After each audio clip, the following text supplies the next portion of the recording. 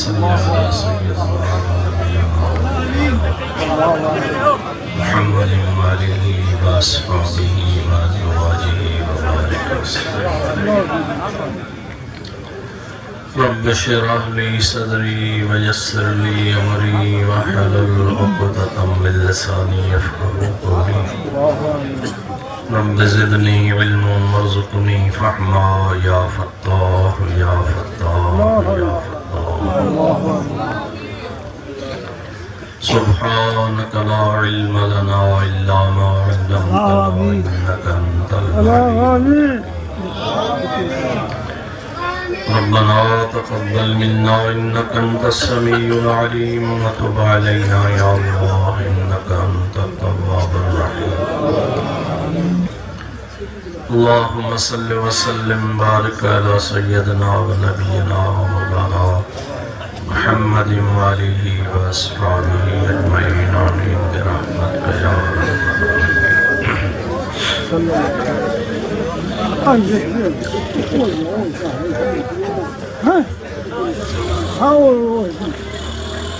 अल्हम्दुलिल्लाह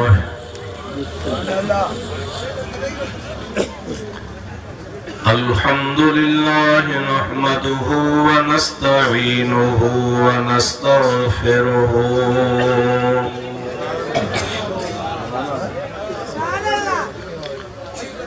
व नु'मिनु बिही व नतवक्कलु अलैहि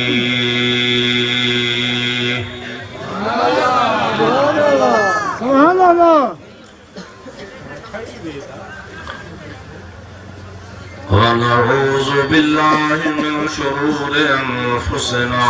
व मिन सय्यिआति अअमालिना।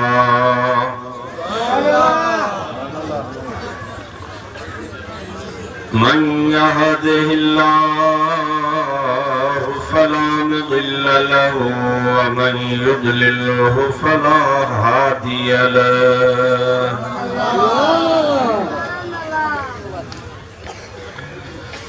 व नशहदु अन ला इलाहा इल्लल्लाहु वहदहु ला शरीक लहु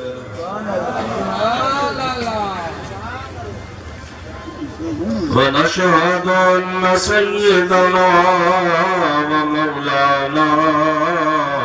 मुहम्मदन अब्दुहु व रसूलुहु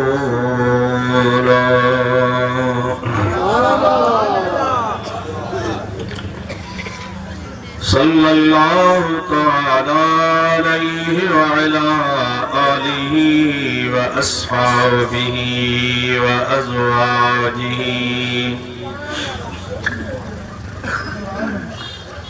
व आले बैतिहि व ज़ुर्रिय्यतिहि व अहिब्बाइहि व उलमाए उम्मतिहि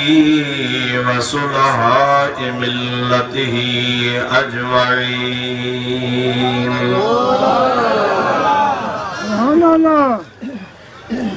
अम्मा बादु फ़क़द क़ाल अल्लाहु अज़्ज़ा व जल्ल फ़ी कलामिहिल करीम। अऊज़ु बिल्लाहि मिनश शैतानिर रजीम। बिस्मिल्लाहिर रहमानिर रहीम।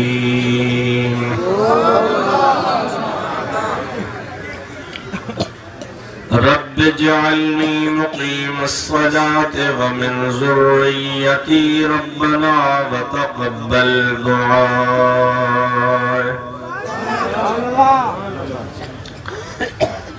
रब्बना इग़फ़िर ली व लिवालिदैय व लिलमुअ्मिनीन यौम यक़ूमुल हिसाब।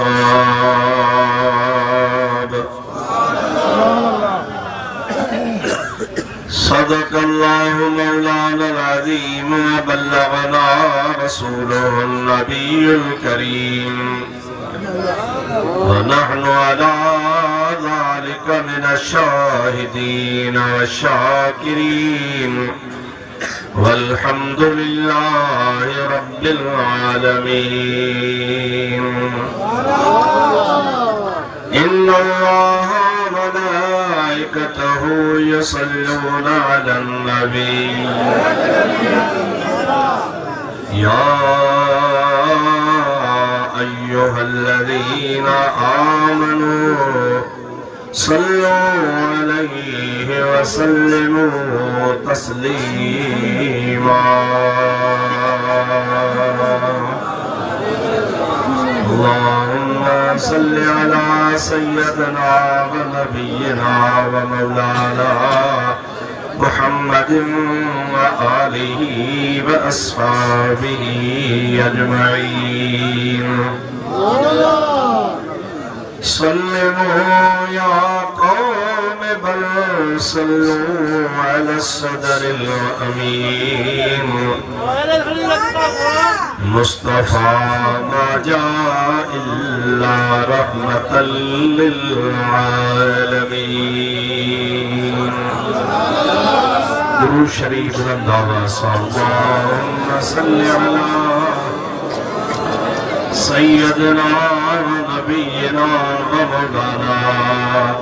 मुहम्मदिन व आलिहि व अस्हाबिहि अजमईन। सुभान अल्लाह।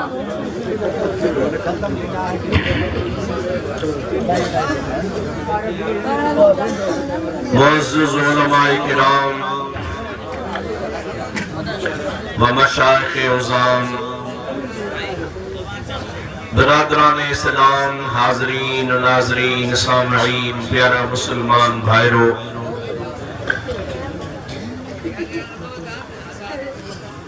अल्लाह तबारक व तआला जल्ल जलालुहु व मनवालुहु जे पाक कलाम कुरान मजीद जी हिक आयत सगोरी अवां प्यारी जमात जे आलो मूं तिलावत कई आ। हिकड़े पासे कुरान शरीफ जी आयत आ, ॿिए पासे अक्सर बेशतर नमाज़ी दुआ ख़ातिर अतहियात खां बाद इहा दुआ पढ़ंदा आहिनि। असल अल्लाह जो कलाम आ, जेकॾहिं दुआ आहे त अल्लाह सेखारी आहे ऐं अल्लाह जे क़ुरान में मौजूद आहे। उन जो ताल्लुक़ हिन अॼोके जलसे जे मौज़ूअ सां आहे। ऐं पंहिंजा नज़रिया तब्दील करे और भी तव्हांखे असांखे अॼु हिन महफ़िल में ॿुधणो आहे, सिखणो आहे ऐं यादि करणो आहे त असां जेके ख़ैर ख़ैरात ईसानी सवाब टीजो ॿारहो चालीहो या जुमे जुमे ते जुमाणो या गुल पढ़ी कंहिं अज़ीज़ खे बख़्शींदा आहियूं, इहा रस्म आहे या इन जो क़ुरान ऐं हदीस में को सबूत बि आहे? जेकॾहिं आहे रस्म त पोइ बेकार आहे, पोइ फ़ाइदो ई कोन्हे। करण वारा बि बेकार कम कनि था, अचण वारा बि बेकार।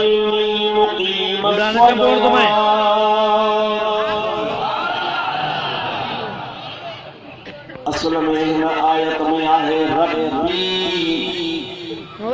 पर ये नहवी कानून चंबोड़ में बुधाई त हाणे एड़ो चंबोड़ तो मैं अभी चली से वो उन्हीं जी जगह ते रब बे के जेका ज़ेर आ या ज़ेर बुधाई थी त ये हुई, पर ये कहना है कानून जी करे या अभी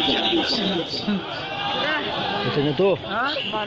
माना करी थी रब्बी या रब्बे, इना जी माना है ओ मुझा रब्ब इजअलनी मुक़ीम अस्सलात।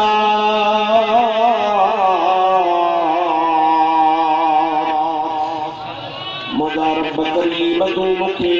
नमाज़ खे कायम करण वारो बणाए। छा बना दिमाग के ये लफो चले रब करीम तो मुखे चो तो या अल्लाह तू मुखे नमाजी बनाए नमाज पढ़ना साके मुखे बनाए अल्लाह ताला फरमाए तो मुकीम अस्सलात नमाज पढ़ने में नमाज कायम करने में फर्क नमाज पढ़ने जो मतलब अठे दी भी पढ़ दिया जुम्मे थे भी पढ़ दिया ईद दी भी पढ़ दिया मन उनका पुछबो चौदार दा अलहमदुलिल्लाह सुबह जी पढ़दो आया ये वरी चौदार संसा जी पढ़दो आया ईद पढ़दो यो नमाजी मुकीम सलात दे उज़्र में शामिल नाहे मुकीम सलात नमाज कायम करने वालो उन्हीं के चइबो आ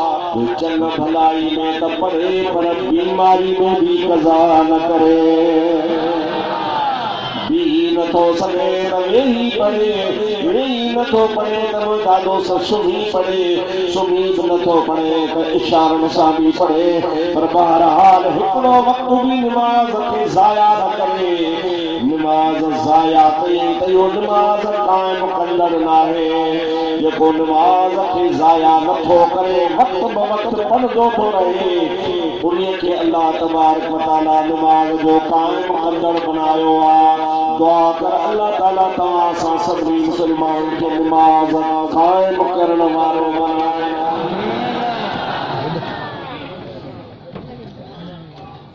में अल्लाह से साथे सिखायो मुझा बाबा मुखातिया दुआ घोरो मां तो के नमाज कायम करने दी तौफीक अता अते वमिन ज़ुर्रियती या इलाहल आलमीन आओ अकेलो नमाजी न जा पर मुझा बच्चा नमाजी हुजन मुझी ज़ुर्रियत मुझा पुत्र मुझा पोटा मुझो धीअर मुझा डोहटा जेके भी मुझे से कफालत आहिनि जेके जेके मुझा फरमा बरदार मुझे चवण में आहिनि मुझा मौला तो मुखे नमाज़ी बना पर मुझे आल औलाद ऐं ज़ुर्रियत के यानी खानदान के भी नमाज़ी बनाए मुझा बिगड़ा अज़ीज़ इन आयत के तफ़सीर में आलिमन लिखियो आहे इंसान पाण त खोड़ नमाज़ी हूंदा आहिनि तहज्जुद पढ़ंदा आहिनि इशराक पढ़ंदा आहिनि मुझा दोस्त भी ज़ाहिरी तरह तमाम घणी नमाज़ पढ़ंदा आहिनि पर पंहिंजी औलाद ते तवज्जो कोन ॾींदा आहिनि अल्लाह ताला फरमाए थो क़यामत जे ॾिहाड़े मां रब उन्हीं खां पुछंदुसि तो पंहिंजे औलाद खां नमाज़ छो न पढ़ाई कुल्लुकुम राइन व कुल्लुकुम मसऊलुन अन रइयतिही इमामुल अंबिया सल्लल्लाहु अलैहि वसल्लम फरमाइन था तवा सब पाजे धन जा धना रहो मां क़यामत जे ॾिहाड़े तवा खां धन जे बारे में पुछंदुसि धीअ पुत्र नोह पोटा टोटा न्याणियूं ये सब तुंहिंजो धन आहे दुकानदार सेठ उनजा नौकर चाकर उहे उनजो धन क़यामत जे ॾिहाड़े नौकर जी सेठ खां पुछा थींदी हारी नारीअ जी ज़मींदार खां पुछा थींदी शागिर्दनि जी उस्ताद खां पुछा थींदी औलाद जी अबे अम्मा खां पुछा थींदी तंहिंजे करे अल्लाह ताला असांखे अखलाक थो सेखारे त तव्हां पंहिंजे लाइ त दुआ घुरो पर पंहिंजे बच्चनि जे लाइ बि दुआ घुरो भोला मां त नमाज़ जो पाबंद हुजां पर मुंहिंजा बचड़ा बि नमाज़ जा पाबंद हुजनि रब जअलनी मुक़ीम अस्सलाति व मिन ज़ुर्रियती रब्बना व तक़ब्बल दुआ या इलाहल आलमीन तू असांजी दुआ क़बूल फरमा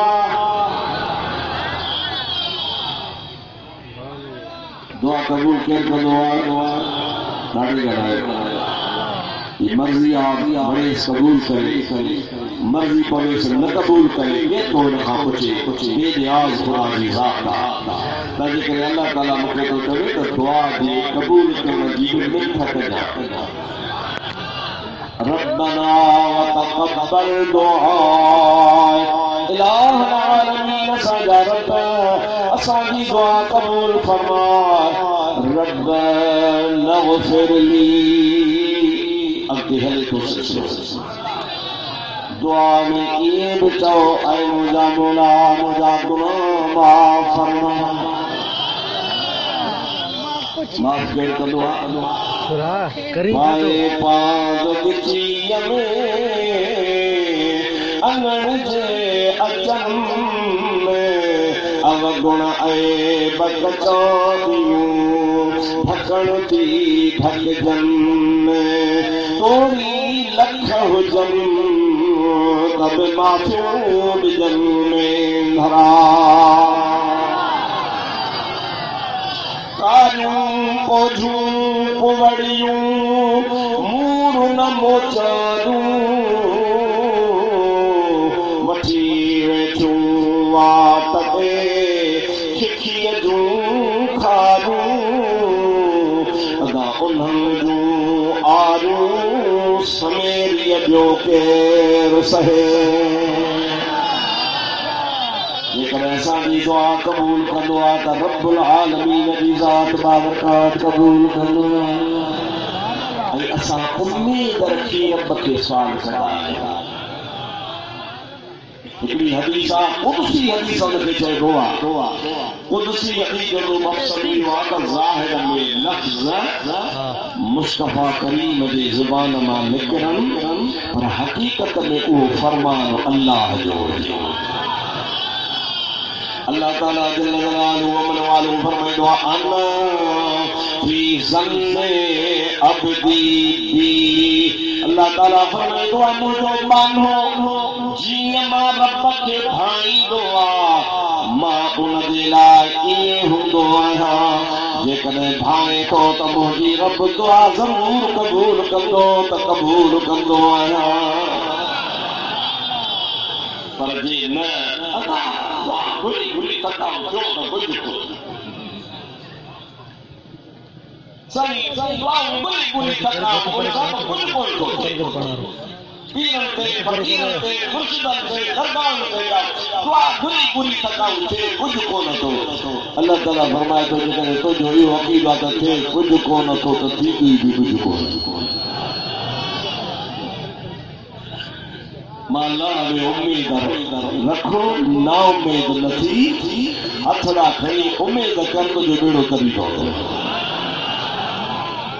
तरीके मुझी तमके अपील है गुजारिश है जरी दुआ घुरदा कयो मायूस नथीदा कयो ना उम्मीद नथीदा कयो उम्मीद समझी करे सखी जे दरवाजे ते ईदा कयो अल्लाह तबारक व तआला जल्ल जलालहु व मन वाली फरमाइदो तो जरी उम्मीद रखी मां अल्लाह जे दरवाजे ते अर्ज कंदो आ मां तोखे तुझे वहम गुमान खां भी घणो ॾेई छॾींदो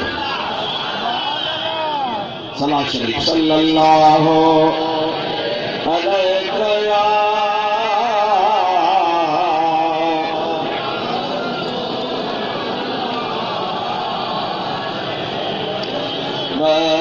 वसल्लम अलैका या हबीब अल्लाह अल्लाह ताला फरमाए तो बानो कहो रब्बना ग़फिरली या इलाहुल आलमीन मुझे माफ फरमा रब्बना व तक़ब्बल दुआ का वक्ते रब्बना ग़फिरली या अल्लाह मुझे माफ फरमा सभी जो या अल्लाह साके रखे रखा से सभी जो रब्बना ग़फिरली ऐ मौला मौला मुझे माफ फरमाए रब्बना ग़फिरली व लिवालिदैया या अल्लाह वो मुझे माफ न फरमा मुझे अब्बे अम्मा के माफ फरमा वलिल मुमिनीन या अल्लाह रुगो मां पंहिंजे अबे अम्मा खे कीअं यादि कयां मां त मुस्तफा जे सारी उम्मत जे आशिक़नि खे बि तूं असांजे अमल जो तोड़ण वारो फ़ैसिलो करे असांखे नेकिन जो बदिलो गुनाहनि जी सज़ा जे लाइ तयारी फरमाईंदे मुझा मौला असां तोखां अर्ज़दार अर्ज़ था कयूं तो न हिसाब किताब वारे दिहाड़े असांखे माफ़ फरमाए।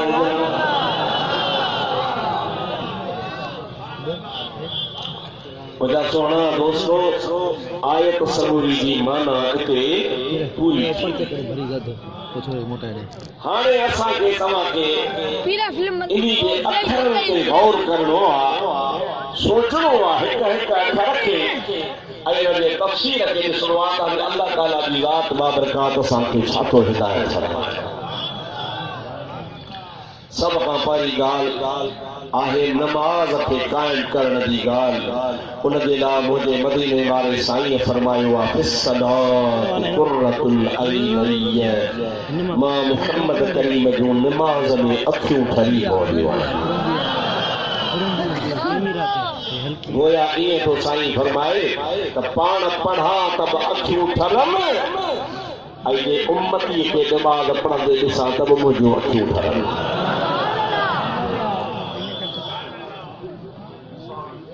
ऐं के एल शाह वारा खैतुल्लाह शाह वारा केरु आहे तव्हां मां जेको चाहे त मुस्तफा मूंखे ॾिसे त मुस्तफा जूं अखियूं ठरी पवनि। मां चवां थो हर मोमिन चाहींदो त मदीने वारो मुंहिंजे नज़र करे त महबूब खिली निहारे। नबी पाक नज़र करे त हुजूर ख़ुशि थी निहारे। नबी पाक जी निगाह खजे त महबूब करीम अलैहिस्सलाम जी ज़ात जो चेहरो अॻी ख़ुदा रोशन कयो आहे। वधीक जो तोखे ॾिसे त अञा मुंहिंजो हबीब अञा वधीक ठरी पवे। इहो तॾहिं थींदी जॾहिं तूं निमाज़ी बणिजे। बेनमाज़ी बणिजे त पोइ साईं खे ॾुख थींदो।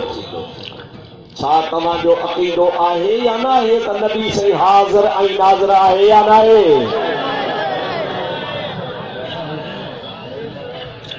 असांजे अमलनि खां नबी साईं वाक़िफ़ आहे। असांजे प्रकारनि जी सोने साईं खे ख़बर ओ मुंहिंजा भाउ वो 5 दफ़ा रोज़ नमाज़ क़ज़ा करे 5 भेरा मुझे नबी के नाराज़ कंदो के हिकिड़ो दफ़ो नाराज़ कबो आहे वो ज़िंदगी भर तो सां ॻाल्हाइण मिठी माइटी खाइण पीअण छॾे ॾींदो आहे। पर वाह रहमतल लिल आलमीन असां सुबुह जी नमाज़ क़ज़ा कयूं हबीब नाराज़ थिए। ज़ुहर जी नमाज़ क़ज़ा कयूं असर जी नमाज़ क़ज़ा कयूं मग़रिब सोमानी फजर जी नमाज़ 5 भेरा नबी करीम जी रात बाबरकात के नाराज़ कयूं। पर सोनो रहमतल लिल आलमीन वरी बि इंतज़ार में हूंदो आहे त मुंहिंजो उम्मती जेकॾहिं वरी मोटी पवे त मां राज़ी थी पवां।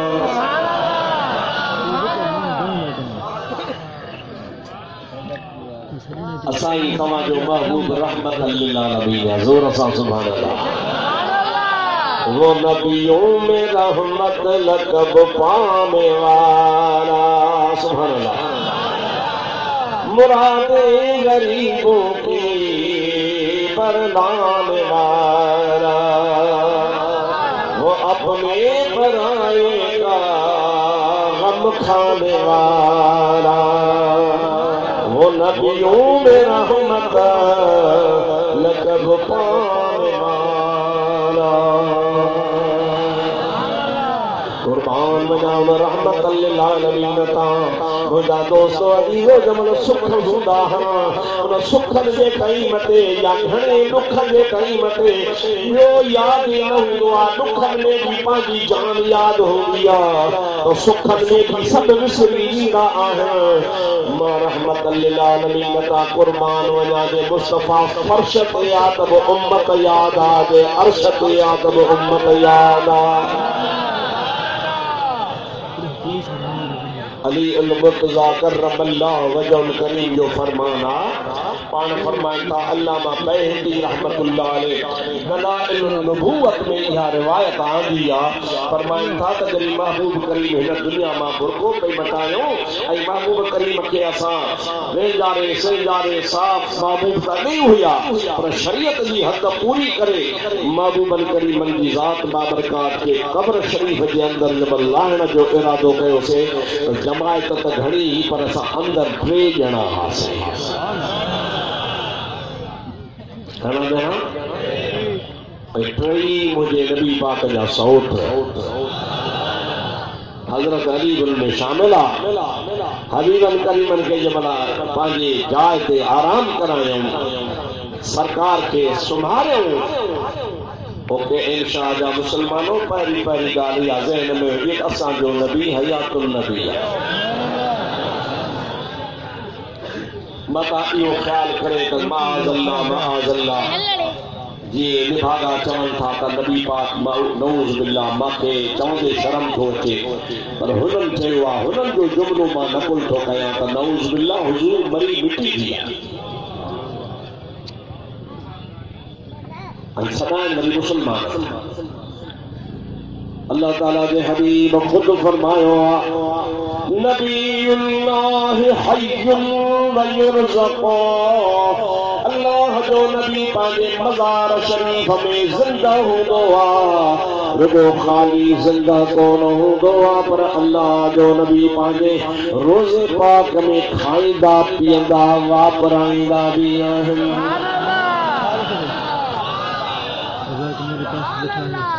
अट्टे हदीस जाना मुझे अल्लाह ताला जो भी फरमाता हर्रमल्लाहु अजसादल अंबिया अलल अर्दे अंता कुल हत्तल अक़फान मदीने वाले साईं सल्लल्लाहु अलैहि वसल्लम फरमायो नबियन जे जिस्म के मिट्टी कौन खाई दिया मिट्टी में झोई नहीं दिया अल्लाह जे नबियन जो जिस्म त सलामत हूंदो आहे पर जेको कफन जो कपड़ो जिस्म खे लॻल हूंदो आहे सो क़यामत ताईं सलामत हूंदो आहे तो जो वो जो कपड़ों से मेरे बारे मेरे गरीब भाण भी वने रहमतुल लिल आलमीन जी जिस्म पाक से लगे तो मुस्तफा जी बरकत सां कपड़े के ही हयाती मिली तो ताजे करे सब ही जो असा जो नबी हयातुल नबी दिसा के तो हुकूमत है भाई तभी आला हजरत अजीम बरकत मुजद्दिद मिल्लत मौलाना शाह अहमद रजा खान फाजिल बरेलवी फरमाया था तू जिंदा है वल्ला तू जिंदा है वल्ला वल्लाही तू जिंदा है वल्ला तू जिंदा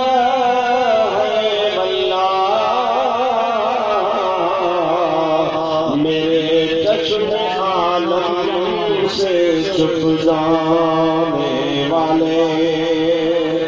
मेरे चश्मे आलम से छुप जाने वाले भली असांजे ज़ाहिरी दुनिया जे अखियुनि खां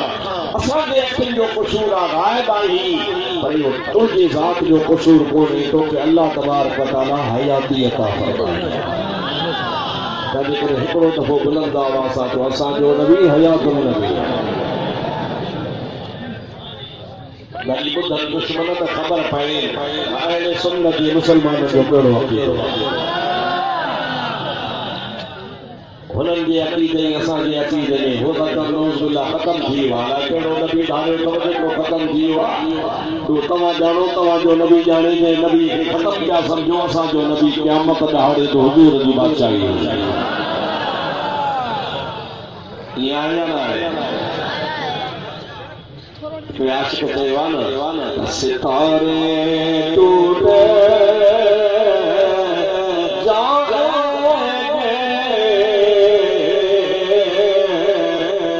ज़मीन पर ज़ल्ज़ला होगा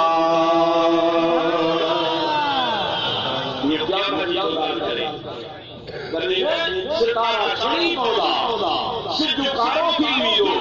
चंद्र कारो थी वीडो आसमान फाटी पौधो जमीन कपी गाड़ी थी वीडी उन टाइम ते छा हूंदो सितारे टूटे जाएंगे जमीन पर ज़लज़ला होगा मोहम्मद तख्त पर होंगे अदालत पर खुदा होगा मोहम्मद तख्त पर होंगे अदालत पर खुदा होगा। अरे जल्दी से नक्शा नक्शी के आलम में होगा क़यामत में केर कर देवे जो को नबी दो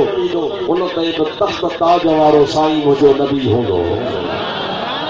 उन टाइम ते भी इज्जत आबरू मुझे महबूब करीम जी होगी। अल्लाह तबारक व तआला पाजे महबूब करीम अलैहिस्सलातु वस्सलाम के पाजे तख्त ते वेहारे फैसलो फरमाई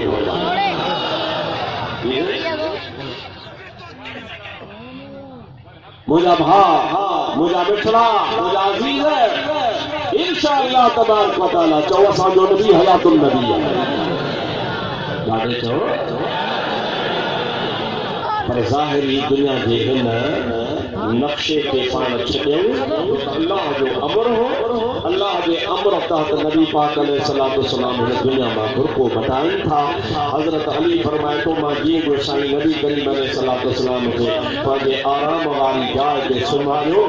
त दिलि चयो अली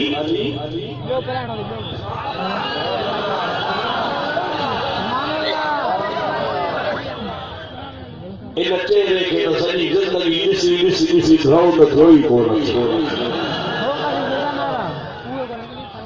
पर आखिरी भेरो आहे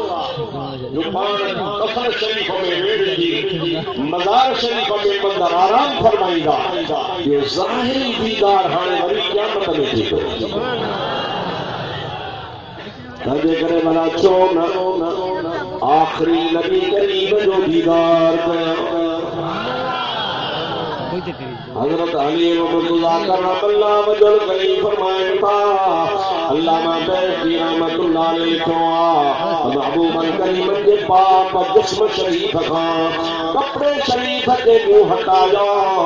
जमल कपड़ो शरीफ़ हटाए मां अञा जो खणी महबूब जी ज़ियारत कयां त मुस्तफ़ा जा चप चुरिया पे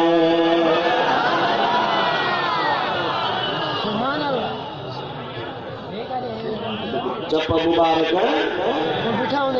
चप छो चुरंदा तो ॻाल्हाइण लाइ कुझु पढ़ण जे लाइ कुझु ॻाल्हाइण जे लाइ कुझु गुफ़्तगू फरमाइण जे लाइ अली मुर्तज़ा करमल्लाहु वजहल करीम फरमायो मूं गोॾा खोड़े यूं ज़मीन ते रखियुमि यूं ज़मीन ते रखी झुकी महबूबन करीम सल्लल्लाहु अलैहि वसल्लम जे मुंहुं मुबारक जे भर में ओहो वाप जंहिंमां सॼी ज़िंदगी अल्लाह सही वहीअ जा अहकाम ॿुधाया। अल्लाह ताला फरमाईंदो आहे वमा यंतिक़ु अनिल हवा इन हुवा इल्ला वहयुन यूहा मुझो महबूब करीम सल्लल्लाहु अलैहि वसल्लम ऐसी कोई गुफ्तगू कोन फरमाईंदा जैसी कोई अल्लाह जे तरफ खां वही न ईंदो आहे मुझे हबीब जी पाक क़ुरान वही तर्जुमान हुई अली मुर्तज़ा फरमाए तो मां हेठि झुकी पंहिंजो कनु नबी करीम जे चपन जे वेझो कयो जीअं जो मां मुस्तफ़ा जे वात मुबारक चपन मुबारकनि लबन मुबारकनि जे वेझो पंहिंजो कनु कयुमि त चिको मूंखे ॿुधण में अचे थो पाण मज़ार शरीफ़ में फरमाइनि पिया रब हबली उम्मती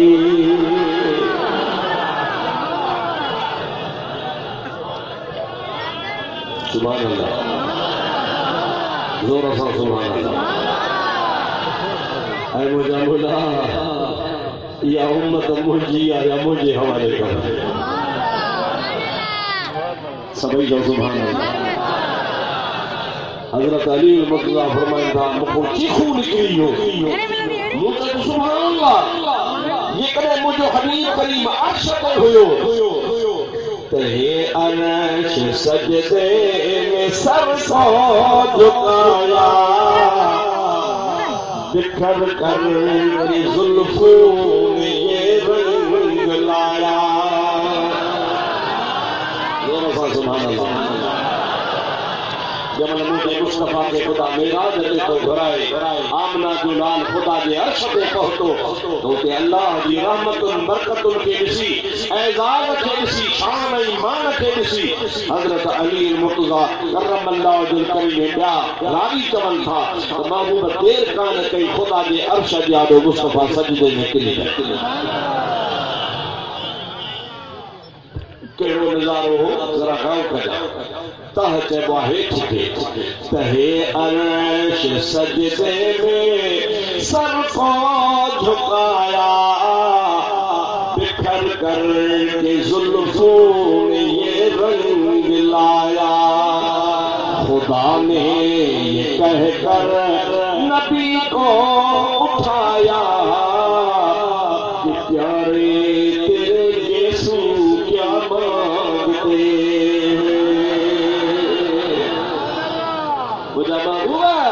तो अल्लाह दे मुझे अर्श ने आॾो सजदो कयो आहे सजदे में तुंहिंजा ज़ुल्फ मुबारक बि हेठि घुली पिया आहिनि। मुंहिंजा महबूब तूं अलाए छा थो घुली तो ॻाल्हि त कर। चओ ख़ुदा अलीम बिज़ात सुदूर आहे। खुदा के सीने जे राज़ जी ख़बर आहे। नबी से छापे गुज़रो खुदा खे ख़बर कान्हे। ख़ैर नातन छा वारा ॻाल्हायो वाह पिन भॼियो अथव छा।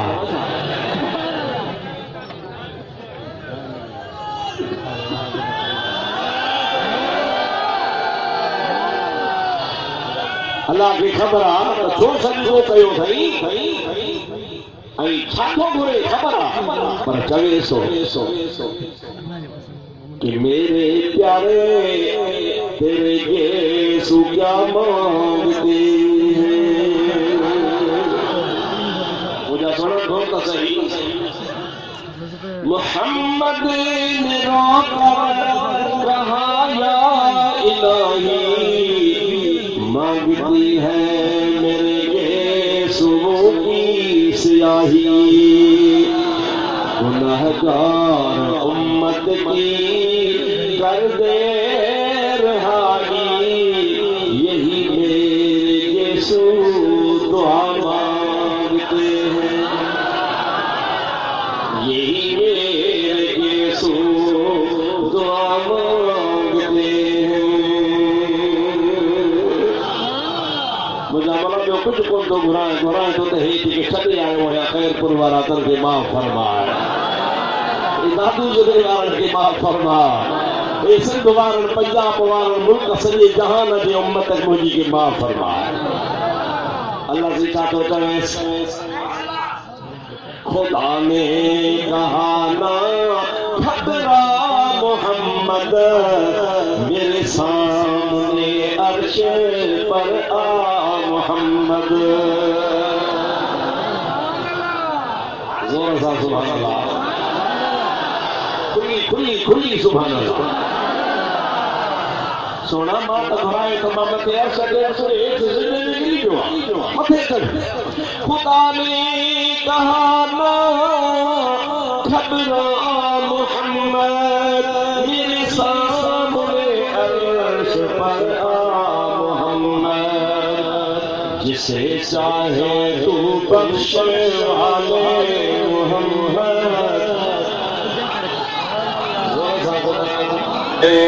के प्यारे तेरी हम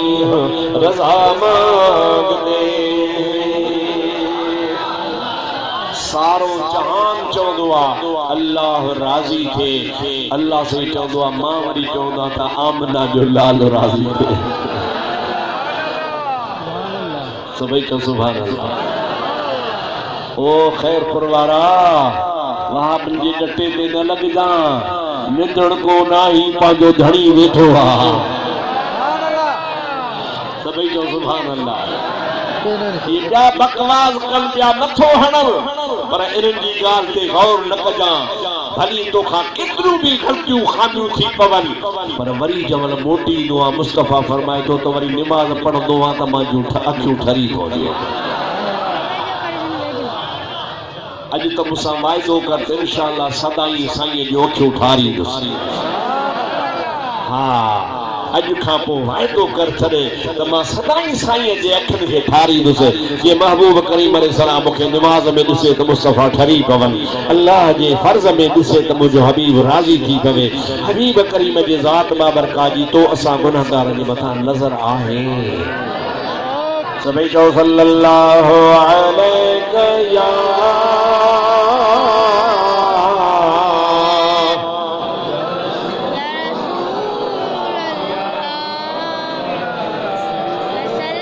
वसल्लम अलैका या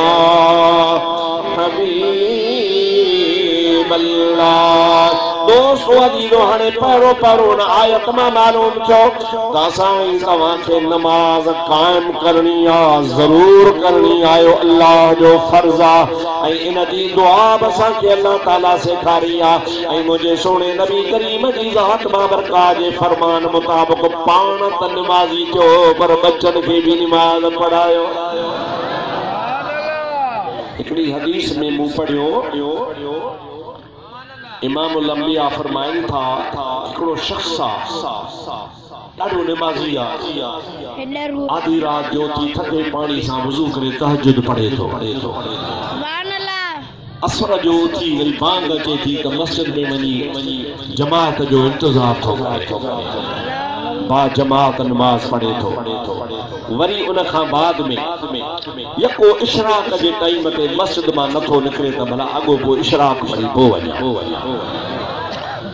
ज़ोहर असर मगरिब इशा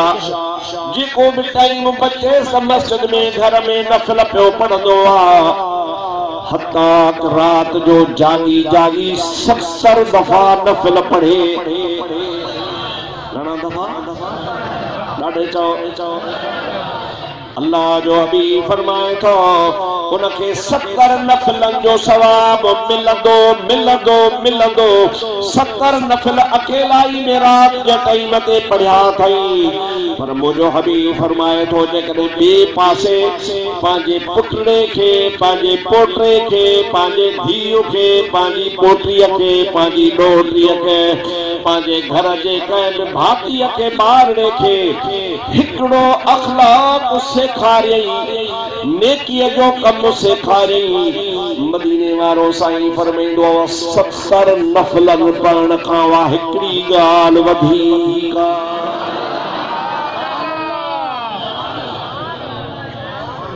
मिसाल ॿारड़ो अचे ॿाहिरां घरां अचे उताक में वेठो आहे या पंहिंजे कमरे में वेठो आहे अब्बा अब्बा करे अचे तुंहिंजे कच्छ में वेहे बच्चनि खे ॾिसी माण्हू ख़ुशि थींदो आहे पर मदीने वारो साईं फरमाए थो नंढड़े ॿार खे नंढे इलाइक़ो सेखार पुट ॿाहिरां अचबो आहे त चइबो आहे अस्सलामु अलैकुम छा चइबो आहे ॾाढे चओ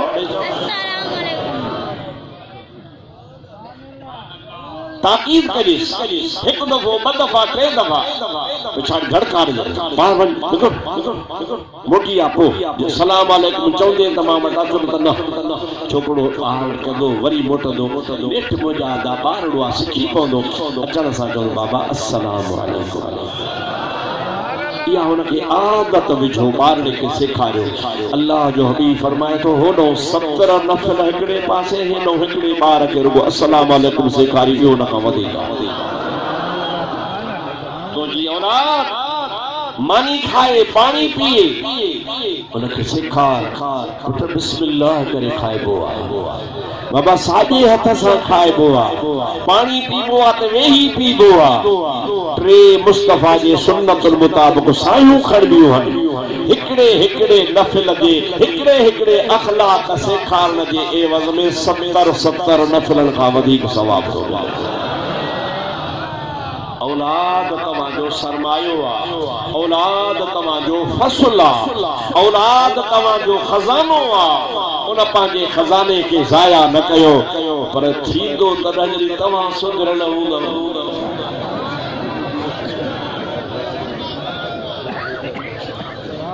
जेकॾहिं अवां निमाज़ी हूंदो त बच्चे खे निमाज़ी सेखारींदो। जे माशाअल्लाह तमामु हूंदो बेनिमाज़ी त पोइ तव्हांखे लाचारी कोन्हे जो पंहिंजे बच्चे खे सेखारियो। तंहिंजे करे ज़रूरी आहे पंहिंजे औलाद खे सेखारण खां अॻु में तव्हां पाण सिखी पओ छो त औलाद जे लाइ बहितरीन मदरसो अबे अम्मा जी झोली आहे। जॾहिं अबे अम्मा जी झोलीअ में ॿारड़ो ईंदो आहे न त मुंहिंजा दोस्त सुधरी पवंदो आहे। हिकिड़ो वाक़ियो मूंखे अल्लाह जे वलीअ जो यादि आयो आहे, ॿुधाए पोइ मां पंहिंजे मौज़ूअ ते दुरूद पढ़ो सल्लल्लाहु अलैहि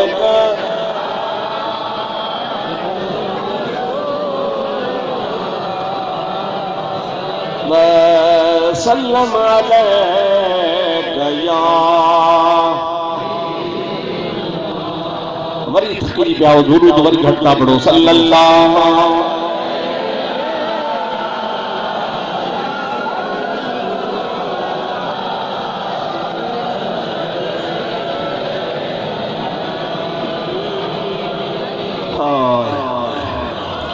बाबा पंजाब में हिकिड़ी जगह आहे दरगाह जंहिंजो नालो आहे पाक पतन शरीफ।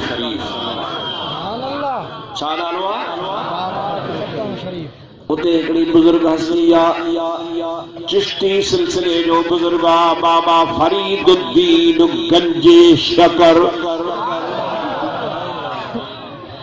गंज माना खजानो,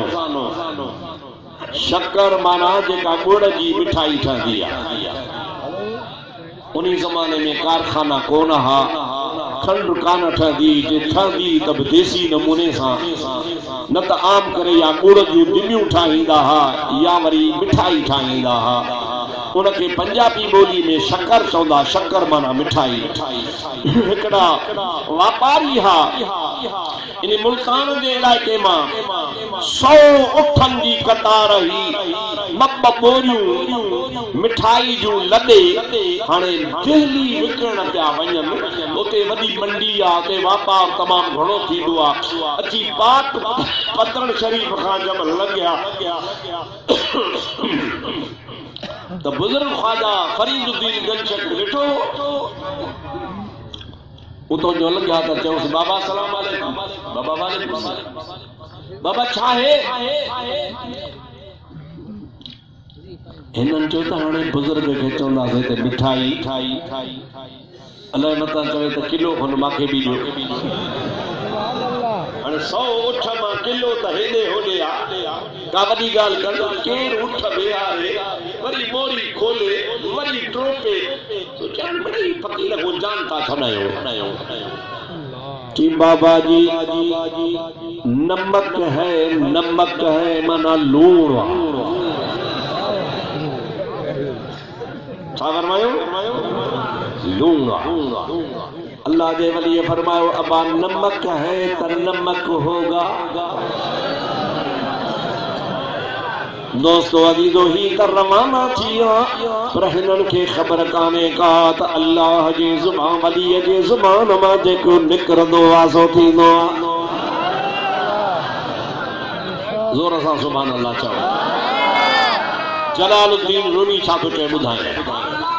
फरमान था गुफ्त ए अल्लाह बुवदे गरचे अज़े खिलखूम अब्दुल्लाह बवदे।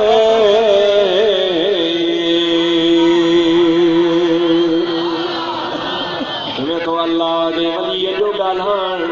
यो अल्लाह जो ॻाल्हाइण हूंदो आहे। ज़ाहिर में ॼिभ ज़ुबान वात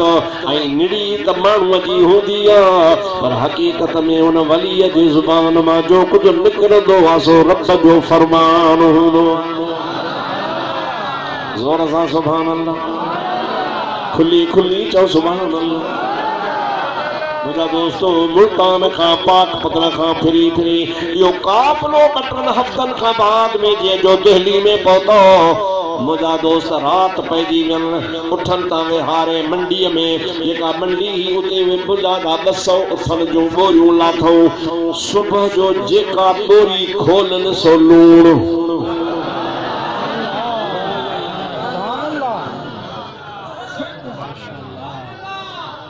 जागो था सुमी पिया हो चवो ॾिसां केर थो जागे जेके सुमी पिया हो से हथ मथे खणो तमाम सुमी पिया हो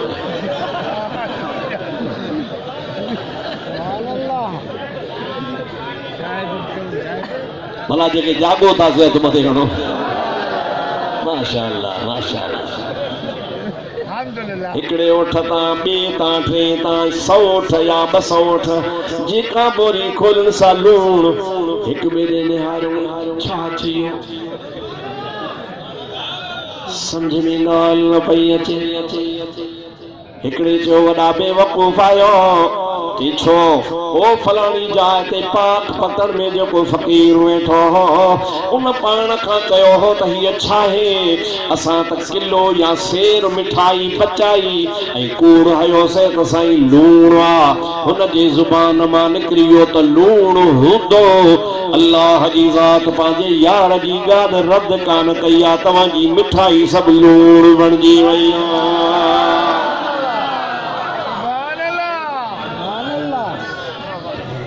सुभान अल्लाह चओ कि पो छा कजे के छा वरी कजे जिथा फिटी दवाऊ ते हलो हां जिथे बिगड़ी या बनबी त वरी उते ही बनबी न सही खबरदार ओ भाभी मता के अल्लाह हमारे साथ फिटायो थी मता के खुदा जे कामिल बांधे जी गला कई थी मता हेठ मथे थियो खुदा जी जात बाबरकात फरमाइंदो आ त मुजो बानो चप चोरे त मां ई कया वरी सही वो सागा उठ लड्या थन वे बोरियूं वरी बंद कयूं थन वरी पोया पैर दिल्ली खां वरी हजरत बाबा फरीदुद्दीन गंज शक्कर जे घर में अची लंघा बाबा जी सलाम अलैकुम जी बाबा वालेकुम सलाम बुजुर्ग पुछो बाबा छा है चई किबला मिठाई पाण फरमाऊं मिठाई हूंदी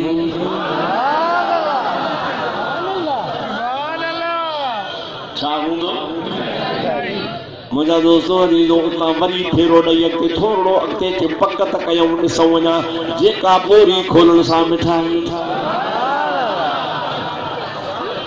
पोइ लक़ब पइजी गंजे शक्कर मिठाइनि जा खज़ाना विरहाइण वारो अरे लजपाल प्रीतनो तोड़ दे नहीं जदी बाँ फड़ दे उसनू छोड़ दे नहीं सुभान अल्लाह लजपाल प्रीतनो तोड़ दे नहीं जदी बाँ फड़ दे उसनू छोड़ दे पाण दरी जावा अम्मा अब्बे जी झोली में आया मां वही पीउ सलाह कई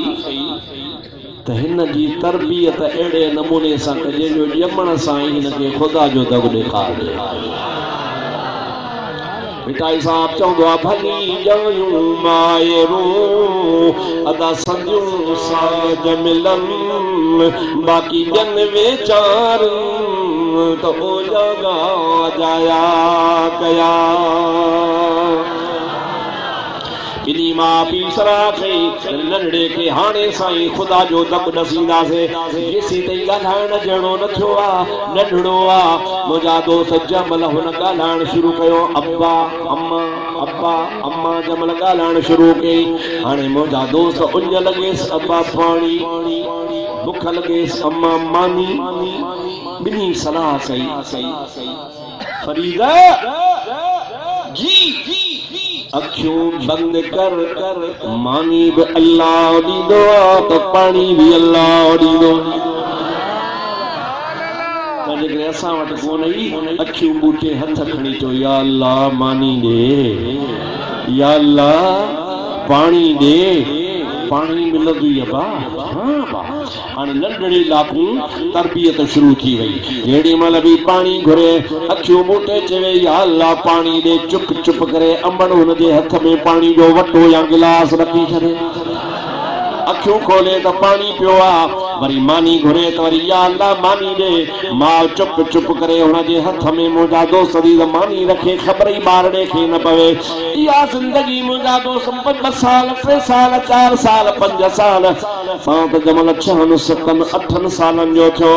वाह मां वाह अब्बा जो तव्हां मंदादा चिल्लो पचायो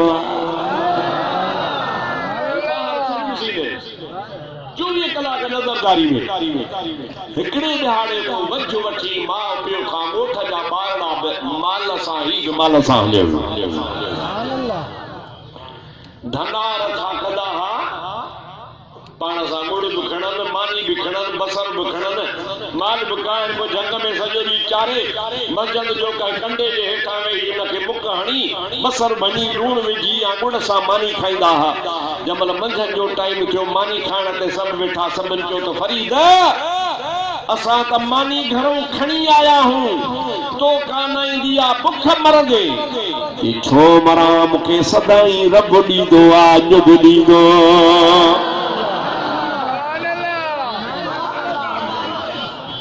सभई चओ सुभान अल्लाह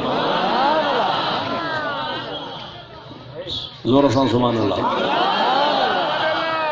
बार पिया खिलन खड़े चरियो थियो मानी आंदी कान थी वकी रब ॾींदी कि तव्हां पंहिंजी खाओ मां पंहिंजे रब खां थो घुरां मुझा दोस्तों दीदो बारड़ा पानी मानी गंढो खोले खाण लगा इन पांजा हथड़ा खया या इलाह आलमीन रोज दीदो आज भी दे मुझा दोस्त अल्लाह पाक मलाइकन के फरमायो आग में तन के अबो अम्मा चोरी चोरी हथ में रखंदा हा अज न अबे जो सहारो वा न अम्मा जो सहारो आ अज हिन मां अल्लाह ते तवक्कल कई आ इन के जन्नत जो ताम वनी पहुंचायो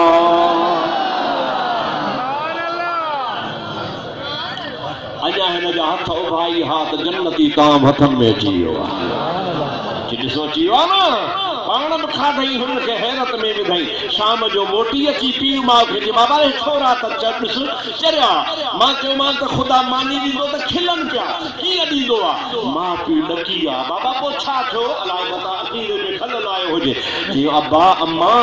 अॼु ताईं जंहिं मूंखे खारायो आहे अॼु मां उन खां झंगल में घुरी उन बि मूंखे अॻे खां बि लज़ीज़ मानी खाराई आहे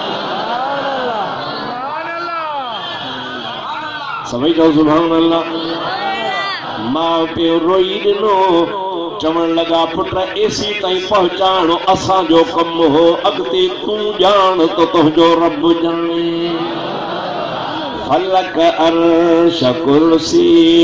ज़मी कहे बनाया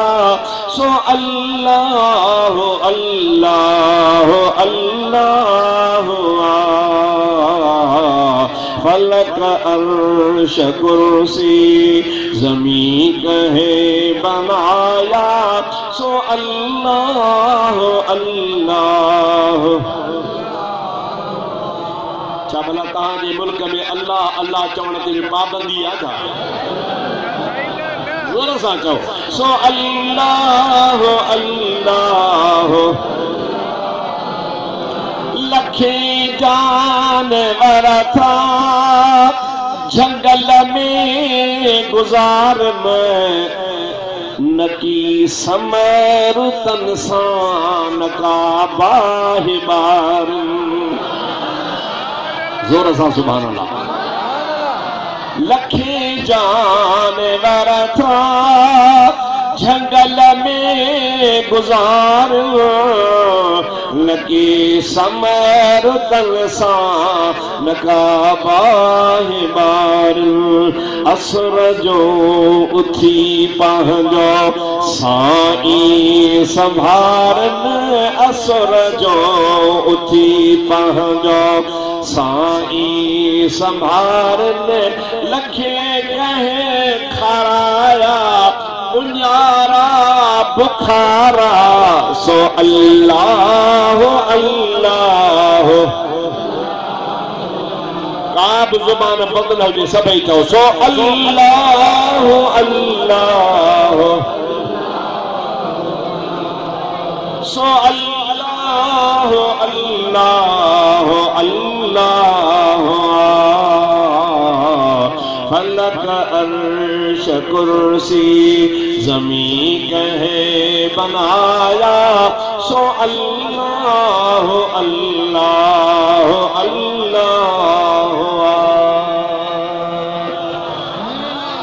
वजण वारो केरा करण वारो केरा पर यो सबब सोखे अबे अम्मा वटा मिलंदो। अबे अम्मा जेकॾहिं भला न सेखारियो थी पियो बि ईअं त अमर बि ईअं तोखे न सेखारियो त घबराए न कंहिं कामिल वलीअ जे वर वञी चढ़। अल्लाह जे सालिह बाने जी सोहबत वञी कर। अबे अम्मा खां गफ़लत थी वई आहे ऐं तोखे न पढ़ाए सघिया हल इंशाअल्लाह ताला के अल्लाह जे वलीअ जी सोहबत कदे न तुंहिंजो बेड़ो तरींदो।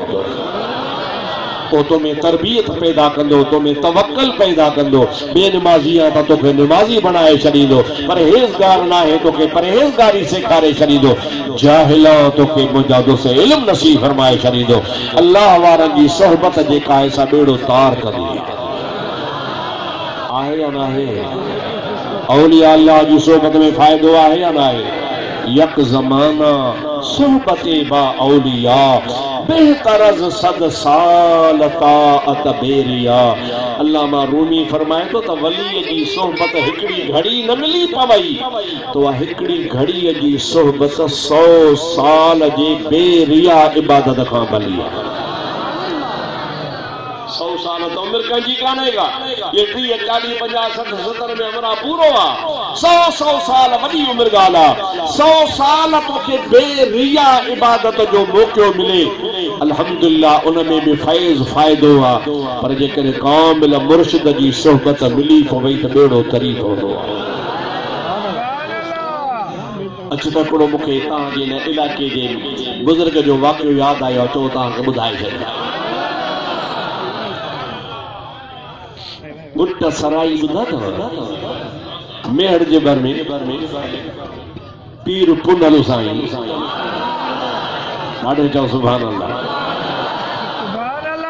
पीर साईं रोज़े वारनि जो न्याणो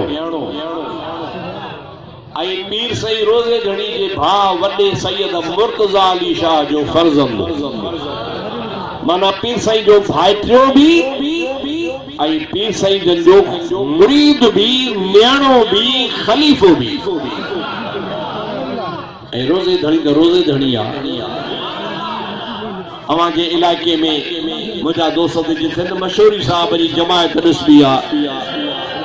त दिलि चवंदी आहे त इहो बि मुंहिंजे मुर्शिद रोज़े वारे जो फैज़ आहे। मुंहिंजा दोस्त अज़ीज़ उन हज़रत पीर पुनल साईं खे हज़रत पीर साईं रोज़े घणी रज़ी अल्लाह ताला अन्हु पंहिंजे तरीक़े में दाख़िल भी कयो हो ऐं तरीक़त में इजाज़त ॾिनी त तव्हां मुरीद बि बनायो। मां जे काछे वेंदो आहियां, काछे पुछंदो बाबा मुरीद कंहिंजा हुजे? पीर पुनल जा। ज़ोर सां सुभान अल्लाह चओ। थकिजी पियो त मां बि थकिजी पियो आहियां। अगर वुज़ू करण वियासीं साईं गुलाम अली शाह साहब फरमान पिया साईं अॼु भई टाइम ॾिजां। मुंहिंजो टाइम ॾेई त शाहपुर खां पटको ॿधी आयो आहियां। टाइम जो मतिलबु त घणी तकलीफ़ कजां। हाणे घड़ी त मां कयां पुराणो माण्हू कुझु तव्हां बि थोरो पासो त झलायो। सभई चओ सल्लल्लाहु अलैहि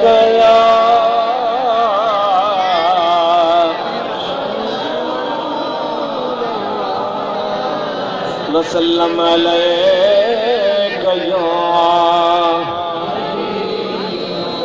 बुलंद आवाज़ सां सल्लल्लाहु।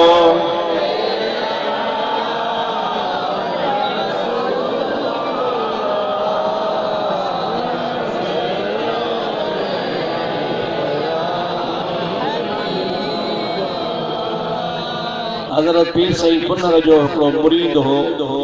फकीर माछी क़ौम जो। अणपढ़ियल हो निमाज़ड़ी हुयो पीर साईं के चई क़िबला पीर पुनल मूंखे को वज़ीफ़ो नस त मुंहिंजी हशर क़बर क़यामत मोचारी थे छा दस तलहींदा हलो साईं फरमाया पुट कुरान पढ़ियो न साईं न हाणे तोखे कहिड़ो वज़ीफ़ो ॾियो कुरान ई पढ़ियल कोन आहे त का आयत दसाए हा का सूरत दसाए हा हाणे तूं पढ़ियल ई कोन भला ॾे ख़बर कमु कहिड़ो कंदो आहे चई क़िबला ट्रुआ ठाहे विकिणंदो आहियां ट्रुआ सम्झो था कानन जा न शरण जे पन्ननि जा जो कानन वाले खे छिपरी चइबो आहे या पत्थर चइबो आहे ट्रो चइबो आहे जेको पन्ननि मां ठहे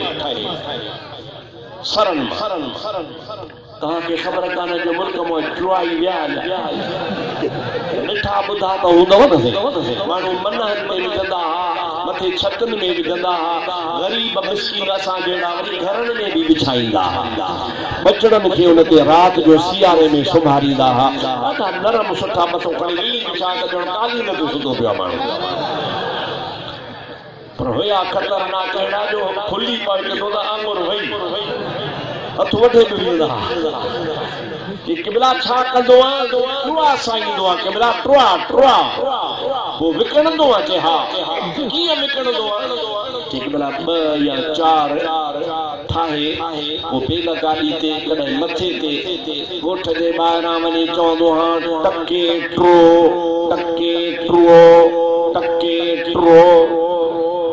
अॻे ज़माने में टका बि हूंदा मां बि ॾिठा नंढे हूंदे पैसो बि हूंदो हो टको बि हूंदो हो 4 आना बि हूंदा हुआ 8 आना बि हूंदा हुआ रुपए में हूंदा हुआ 16 आना उन ज़माने में टको बि हूंदो हो टके में बि एॾी बरकत हुई जो तव्हां शहर में सामान हेॾी शइ वठी अचो अञा बचाए अॼुकल्ह 1000 रुपयो पीसे में आहे सभु ॾिजूं था ख़ुदा करे को मुड़ुस मोए न पवे चांहि पीआरणी पइजी वई मानी खाराइणी पइजी वई त भाड़ो बि कोन बचो ईअं बेबरकती थी वई आहे अॻे बरकत घणी सभई जो सुभाणे जी बाबा छा चवंदो आहे साईं पीर पुनल थो चवे चवंदो आहे क़िबला टके ट्रो साईं फरमाइनि था हाणे तुंहिंजो वज़ीफ़ो मटायूं था कीअं कि ॿाहिरां ॻोठ जे वञी ॿीहर पढ़ो हिन नमूने खथो खुले ते खथो सम्झो था खथो लोई गरम लोई खथो कुल्हे ते कलमो नबीअ ते टके ट्रो चौला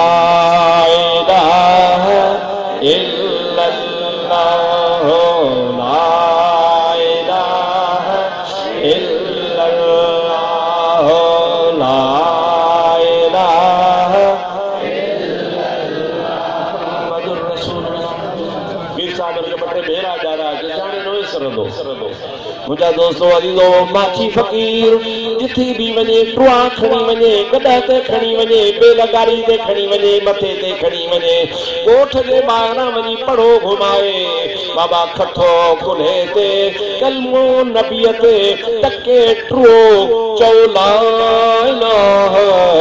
इल्लल्लाह मुहम्मदुर रसूलुल्लाह पोइ माण्हू हुन खां वठनि बुझांदा पंहिंजो गुज़र सफ़र पियो करे कुझु ॾींहंनि खां पोइ 6 महीना साल 2 साल गुज़री विया उहो जहान छॾे फ़क़ीर दुनिया मां लाॾाणो करे वियो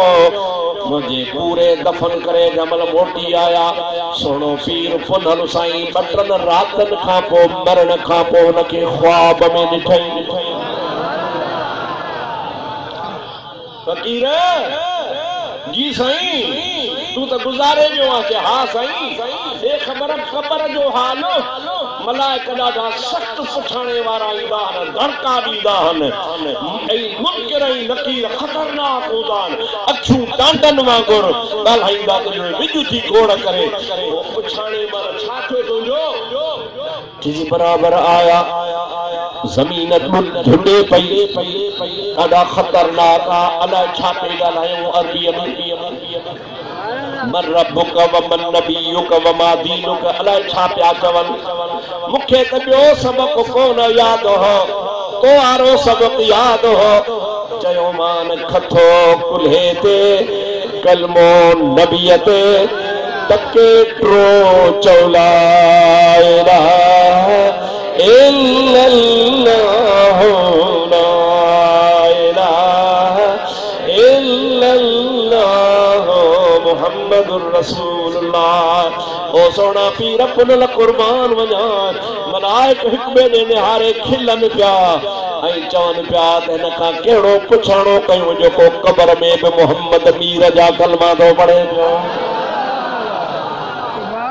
मूंखे छॾी वॼाया मुझे रुगो छॾे कोन आयो पर जन्नत जो दरवाज़ो खोले ॾे हलिया हाणे मुंहिंजी क़बर न आहे जन्नत जे बागनि मथां हिकिड़ो बाग आहे चओ सुभान अल्लाह मालूम छो त अल्लाह वारनि जो सादो सूदो जग सबक बि बेड़ो पार कंदो आहे ॾाढे चओ सुभान अल्लाह मुझा दोस्त अजीज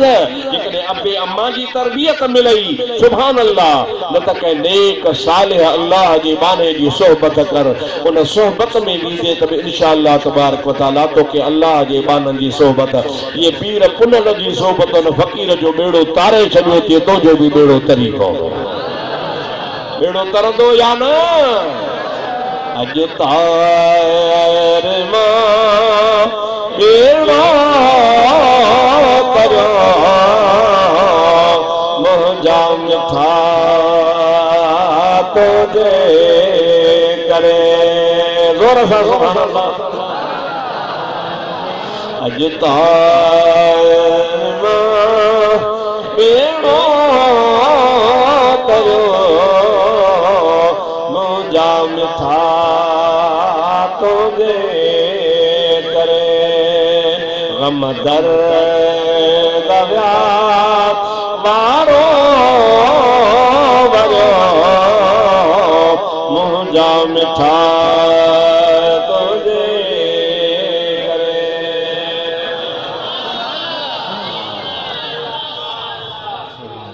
अगारो किताब जो ऐलान छोकरे कयो हिन जो मां थो गया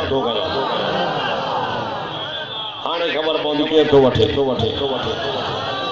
ए मुझे हथ में कुरान शरीफ जे तफसीर जा 10 पारा घणा बाबा या बि अहिड़ा आहिनि 20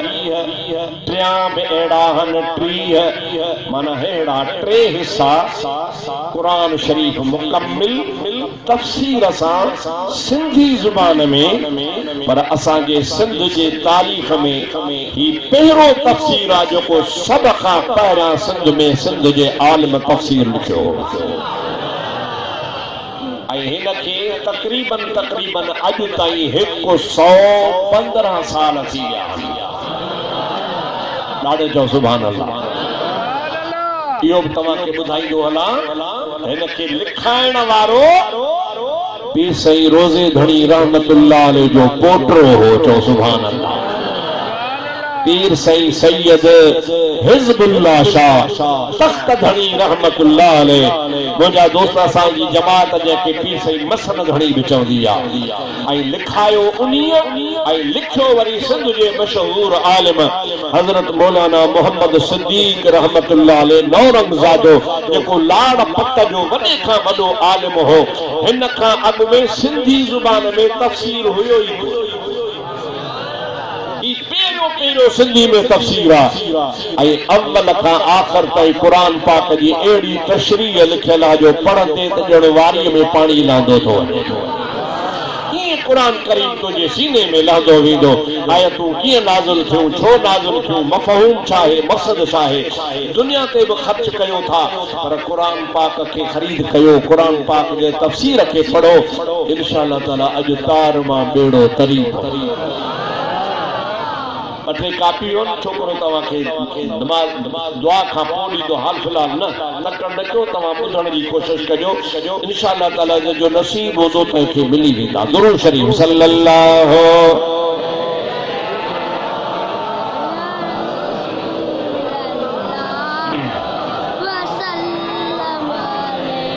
वसल्लम अलैका या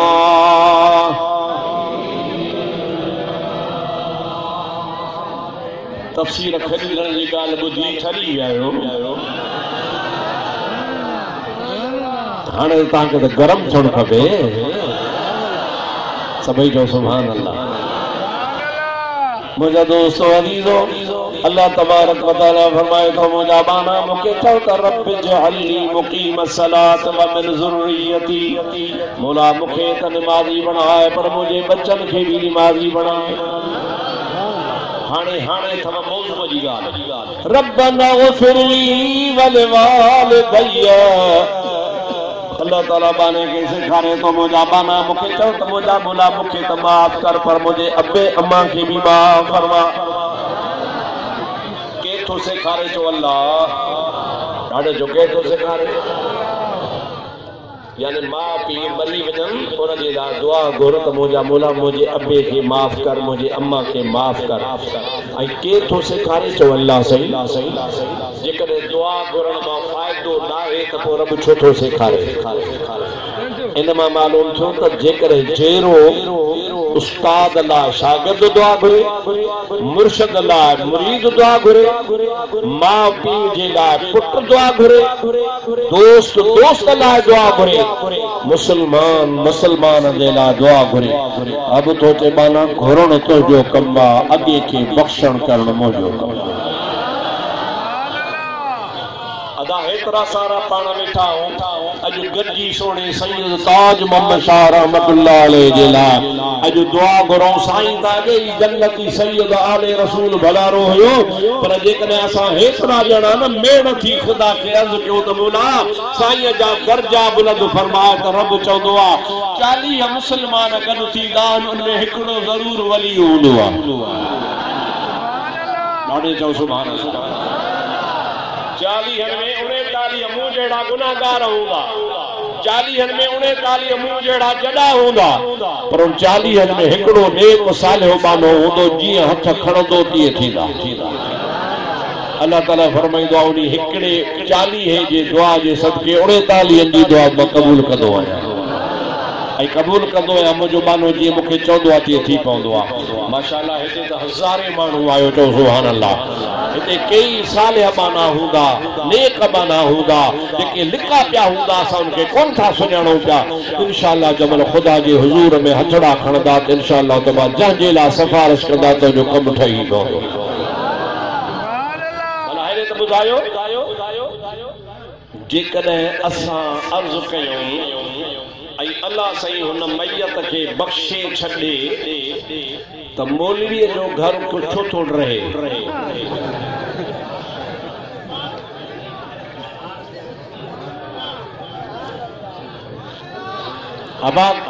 मौलवी खे कस कहिड़ी लगी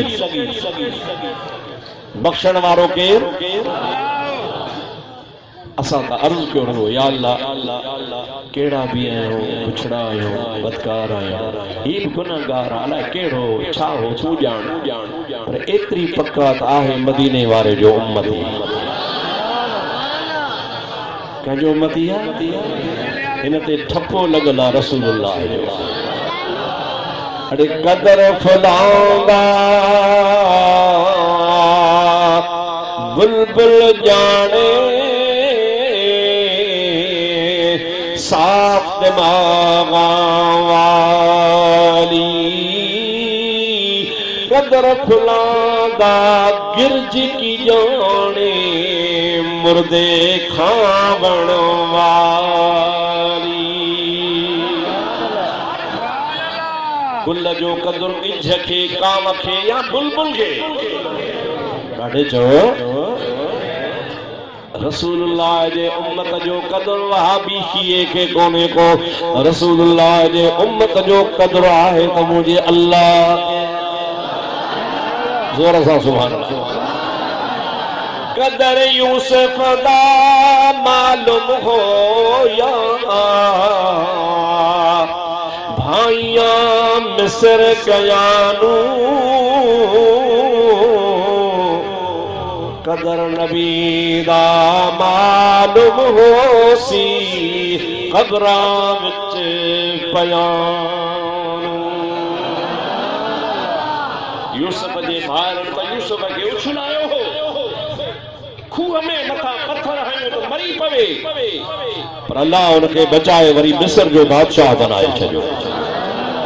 अन्न खुटियो हिनखे का ख़बर कान, हुन जे के यूसुफ मरी वियो आहे। बादशाह को ॿियो हूंदो, हिकिड़ो भेरो ॿियो दफ़ो टियों दफ़ो जमल विया त तख़्त ते जेको वेठो आहे सो त यूसुफ आहे। क़ुरान थो चवे भाइर यूसुफ अंत यूसुफ, हाँ अना यूसुफ, तू यूसुफ आहे, हाँ मां यूसुफ आहियां, मूंखे तव्हां खे मारे फिटो पे कयो, पर अल्लाह जी ज़ात खे ॾींहं ॾेखारणा हा त चवे थो त आशिक़ थो चवे मियां मोहम्मद खड़ी वारो, फरमाए थो त यूसुफ जो क़दुर कमर ख़बर पई जमल यूसुफ अलैहिस्सलाम जा भाइर मिस्र विया। चओ सुभान अल्लाह, सुभान अल्लाह ॾाढे चओ। भाइरनि खे क़दुर करे पियो जॾहिं तोखे नबी से जो क़दुर करे पवंदो। हाय हाय साईं मशहूरनि वारनि जी मां हिकिड़ी तकरीर ॿुधी, पाण फरमाईंदा हा अब्बा असां हदीसनि में पढ़ियो आहे त क़ब्र में रसूलुल्लाह जो दीदार थींदो। छा फरमाईंदा रसूलुल्लाह जो ॾाढे जो दीदार। जेकर न शरीयत में खुदकुशी जायज़ हुजे हा, पाण मारण जायज़ हुजे हा, तो न दिलबर जे दीदार लाइ जेकर खुदकुशी करे बि नबी पाक जे दीदार लाइ माण्हू खे चइजे हा, पर शरीयत में जायज़ कान्हे। लेकिन पक्का त महबूब मरण महिल क़ब्र में ईंदा। सभई जो ज़ोर सां सुभान अल्लाह। असांजो बि ईमान ईंदा या न ईंदा? ॾाढो जो ईंदा न साईं। पोइ हिते तोखे क़दुर नबी जो कोन्हे, क़ब्र ते पवंदी, उहा तूं ॻाल्हि करे। क़दुर यूसुफ दा मालूम होया भाइयां मिस्र गयानो, क़दर नबी दा मालूम होसी क़ब्र विच पयान। ज़ोर सां सुभान अल्लाह। क़दर नबी दा एक ही जानन दुनियादार कमीने, अदा क़दर नबी दा जानन वाले सो गए मुल्क मदीने। रसूलुल्लाह जी ज़ात जो क़दर आहे त अबू बकर खे आज को रोज़े में सुतो पियो आहे। नबी करीम जे ज़ात जो जेकॾहिं क़दर आहे त ॿुधाता उमर फारूक खे जेको मुस्तफ़ा सां रोज़े में गॾु आहे। क़दर सोने नबी करीम जो मालूम आहे त सोने उस्मान खे आहे जेको जन्नतुल बकी में मुस्तफ़ा जे क़दमनि में सुतो पियो आहे। कोई आशिक भाग वारा आहिनि जेके मदीने में सुता पिया आहिनि। हुज़ूर फरमाया था अन अव्वलुन नास ख़ुरूजन इज़ा बुइसू, जॾहिं क़यामत जे ॾिहाड़े पंहिंजे माण्हू क़ब्रुनि मां उथंदा त सभ खां पहिरियां रूह ज़मीन ते गुंबदे ख़ज़रा खां ॿाहिरि मां मुहम्मद ज़ोर सां सुभान अल्लाह चओ। पाण फरमाए सभ खां अव्वल मां ईंदुसि। पाण फरमाए था मां कीअं ईंदुसि? जो सॼे हथ में मूंसां अबू बकर हूंदो, खॿे हथ में मूंसां उमर हूंदो। ओ सहाबनि खे ॻाल्हियूं ॾियण वारा सोच कर, जन जो नबी पाक जे हथ में हथ हुजे, जन के हुजूर पंहिंजे मज़ार शरीफ मां ॿाहिरि गॾु वठो अचे, तूं उन्हनि जे लाइ बकवास न कर। ख़ुदा त बणा सूरत ई मटाए छॾी थी, शकिली खिंज़ीर जहिड़ी तुंहिंजी ख़ुदा करे छॾी आहे। अल्लाह जे महबूब जे सहाबा जा दुश्मन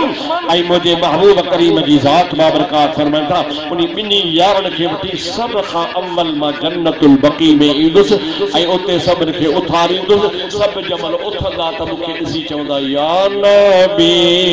सलाम,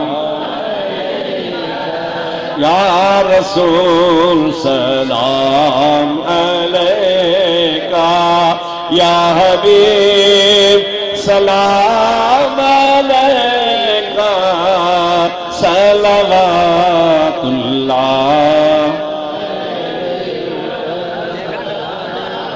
अज जेको पढ़ंदो सब मदीने वेंदा इंशाअल्लाह ताला। चओ या नबी सलाम, या रसूल सलाम अलैका, या हबीब सलाम अलैका सलवातुल्लाह। गुंबदे खजरा जावाली, सुभान अल्लाह, जोर से सुभान अल्लाह। गुंबदे खजरा जावाली, सब नबी तुझे दरजा सवारी, सुभान अल्लाह। गुंबदे खजरा जावाली, सब नबी तुझा सवाली। अब्द रहीम छड़की न खाली, ये जमात छड़की न खाली। या हबीबे ज़ुल जलाली, या नबी सलाम अलैका, या रसूल सलाम अलैका, या हबीब सलाम अलैका सलवातुल्लाह अलैका। खुदा करे अल्लाह तबारक व तआला तव्हां असांखे जन्नतुल बकी नसीब फरमाए, जो पाण तो जन्नतुल बकी में हुजो। ऐं हुजूर करीम फरमाता सब खां अव्वल मां पंहिंजे उम्मत को थारे पाण सां जन्नत में वठी वञे। केॾो शान आहे उन मदीने पाक वारनि जो, ऐं केॾी बदबख्ती आहे उन निभागी जी जो मदीने में मुस्तफ़ा सां गॾु सुम्हण वारनि जी माण्हू गिला था कनि पिया। उनखे ख़ुदा ताला हिन दुनिया में महरूम करे छॾियो आहे, उन जूं शक्लूं ई ख़ुदा मटाए छॾियूं आहिनि। गुल वांगुरु ॿरे पियो। सभई जो सुभान अल्लाह, निहारो तो सही सुभान अल्लाह। ओला नमाज पढ़ो था, अला कोन था पढ़ो, अला तव्हांजो अफ़ाल कहिड़ा आहिनि, पर जेको तव्हांजे दिलि में रसूलुल्लाह जी मोहब्बत आहे, सहाबा जी मोहब्बत आहे, उन तव्हांजे चेहरे खे रोशन बनाए छॾियो। अल्लाह कंदो इंशाअल्लाह ताला पाण महबूब सां ई महबूब जी यारनि सां गॾु हूंदासीं। वीचारे महेसर वाह जो ॻाल्हि कई आहे, महबूब मिठे जे यारनि जी असां गोले लधी आपा कगली। जोर से सुभान अल्लाह। महबूब मिठे जे यारन जी असां गोले लधी आपा कगली। चश्मन ते रखी असां चुमंदा हो अबू बकर उमर उस्मान अली। सुभान अल्लाह। तकरीबा हो जोर से सुभान अल्लाह। महबूब मिठे जे प्यारन जी गोले लधी पाक गली। महबूब मिठे जे प्यारन जी भला चो यारन जी असां गोले लधी पाक गली।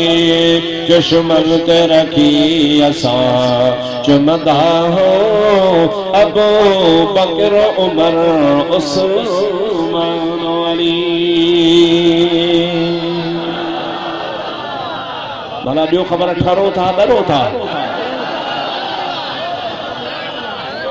सीउ घणो आहे तो ठरो कीअं सीउ में सां ठरो चओ त न महबूब जे ग़ुलामनि जी तारीफ़ ॿुधी ठरो था। थोरो था न सही माण्हू छा चवंदा आहिनि बादशाह ज़ोरी पाण खे रखंदा आहियूं मुंहिंजा दोस्त जे बादशाही जे ज़ोर ते पाण खे रखंदा आहिनि हा तो सुल्तान अब्दुल मजीद पाण खे रखराए हा तुर्की वारो शहंशाह सुल्तान अब्दुल हमीद पाण खे रखराए हा बादशाही जो ज़ोर ते जेकॾहिं को पाण खे रखराए हा तो मिस्र जो बादशाह नूरुद्दीन ज़ंगी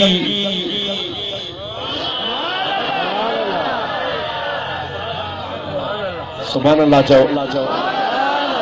महबूब करीम के ज़माने ज़ाहिरी दुनिया मां बुरके मटाइण खां पोइ 550 साल घणा सही ॾाढे जो घणा काथे मिस्र काथे मदीनो आ अल्लाह सी मदीने वठी हले मां दुआ थो कयां तव्हां आमीन चओ अजब आदिया रात जो मुखे सोनो सरवर याद प्यो निम्र नेड़ में जी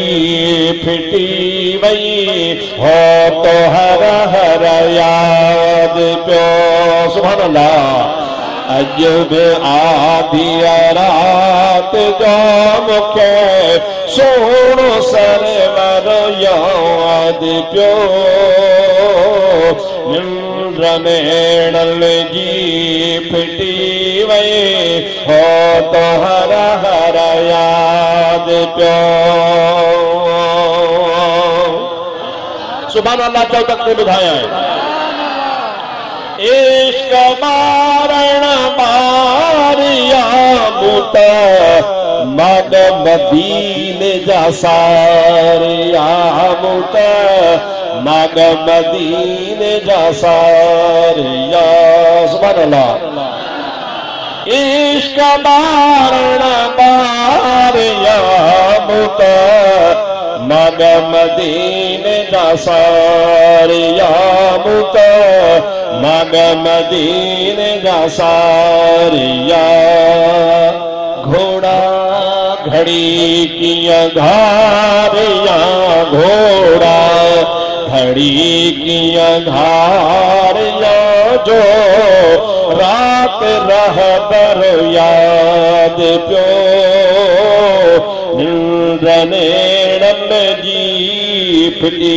वई हो तो हर हर याद प्यो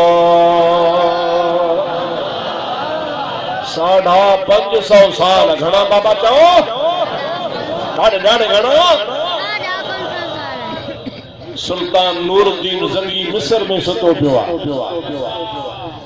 भाग खुजुस उन जे कपड़े खां वठी कहे इशारो कयोसि त नूरुद्दीन जी जे अखियूं पट मां मोहम्मद करीम आया चे क़िबला नंबानी जे ॿार लाइ कहिड़ो हुकुम आहे चे हेॾे निहार न शकिलियूं ॾिसे हे बजड़ा चे हा से ॾिठम चे इहे मुंहिंजी निंड था फिटाइनि छा था कनि पिया इन्हनि जो इंतजाम कर नूरुद्दीन ज़ंगी देर कान कई रातो रात थियो पंहिंजे लश्कर खे काथे मिस्र काथे मदीनो आहे वजीर के चई जल्दी लश्कर वठी रवानो थी मुझे पुठियां अचो मुसा हिकड़ो नौकर हिकड़े घोड़े ते ॿिए घोड़े ते मामा सिधो मदीने वञी थो साही पचो रात ॾींहुं सफ़र करे करे मुंहिंजा दोस्त काथे मिस्र काथे मदीनो आ जमल मदीने शरीफ में पहुतो वे जेके ख्वाब में नबी पाक शक्लियूं ॾेखारियूं से ॻोल्हण लॻो नज़र कोन आया आखिरकार ताण सां जेको वज़ीर गॾु हो उन वज़ीर सलाह ॾिनी से ॿियो को तरीक़ो कोन्हे मदीने में ख़ैरात कर ऐं ऐलान घुमाए त बादशाह ख़ैरात दी सभिनि खे दावत ॾिनी आहे केर बि रहिजी न वञे अव्हां जंहिं जाइ ते ख़ैरात ॾी मानी विरहायो उते कुर्सी रखी वेहो ऐं ताड़ियो त उहे कहिड़ा आहिनि पोइ जेके अचनि तन खे बाह खां झले पाण ई राज़ ज़ाहिर थी पवंदो गरीबत जो साल हो खैरात वडी बादशाह कई सजे मदीने जा मानू पक्का पोढ़ा नंढा वड्डा औरतूं मर्द जवान सब आया सुबह का शाम ताईं खैरात हली नूरुद्दीन ज़ंगी ॾिसंदो रहियो हिक हिक माण्हू खे पर उहे नज़र न आया मन के की बाबा को रही त को न वियो चो न सही अजणा हिकड़ा दरवेश जेके सॼो ॾिहाड़ो मस्जिद नबवी में पाणीअ जी सांदारी खणी हाजन खे पाणी पीआरींदा ॾाढा सालिह नेक ऐं रात जो सॼी रात हुजरे में वेही इबादत कंदा के वठी चो उन्हनि खे माण्हुनि खे वठी आया जीअं जो बादशाह नूरुद्दीन ज़ंगी जे साम्हूं आया त शक्लियूं उहे जेके रसूल अल्लाह ॾेखारियूं बादशाह चो फौरन हिनखे हथ कड़ियूं हणो मदीने जा माण्हू बिगड़ी पिया सही नेक ही सालिह हेॾियूं ॾाढियूं सॼो ॾींहुं पाणी पीआरण था चंदो कोन था वठनि पंहिंजो खाइनि था पंहिंजो ख़र्च कनि था जीअं तबलीगी जमायत वारा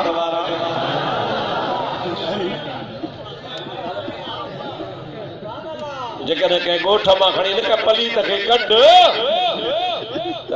कढण वारे त कढिया पर ॿिया कावड़ी पदा वॾेरा मुला मुल अड़े गरीब वीचारड़ा उन वीचारनि खे छो कढी तुंहिंजो त कोन था खाइनि अलाह जो घर आहे ईअं त कोन थी त वाड़े मुजाहिद जा पुट मां बि तोसां गॾु आहियां हिनखे कढियो तो आहे मस्जिद धोआ वरी मां थो पियो मांखे हिकिड़े माण्हू चयोसीं भला मस्जिद धोइबी आहे छा मूं चयो हा छो मुंहिंजो कुतो अचे त मस्जिद कान धोइबी पर कुते खे मालिक जो क़दुरु आहे तबलीगी वहाबीअ खे पंहिंजे रसूल अल्लाह जो क़दुरु कोन्हे को इहो कुते खां बि वधीक पलीत आहे जेको रसूल अल्लाह खे पाण जहिड़ो थो चवे मां तोखां पुछां थो नबी असां जहिड़ो ॾाढे हथ मथे खणी ॿुधायो हथ खणी असां जहिड़ो आहे खुदा जो कसम आहे असां जहिड़ो त कोन्हे पर 1.25 लख नबीअ जहिड़ो बि कोन्हे बिटाई साहब चवंदा जोड़े जोड़ जहान जी पाण कयई परवार हामी हादी हाशमी सरदारन सरदार बीठल मुड़ियो त कोन भला हथ त मथे खणो जोड़े जोड़ जहान जी पाण कयई परवार हामी हादी हाशमी सरदारन सरदार अदा सुहे सहाबन सथ में नज मस्जिद मणियादार अदा ये चारई चना चौधार हुआ है कांधा हबीब सी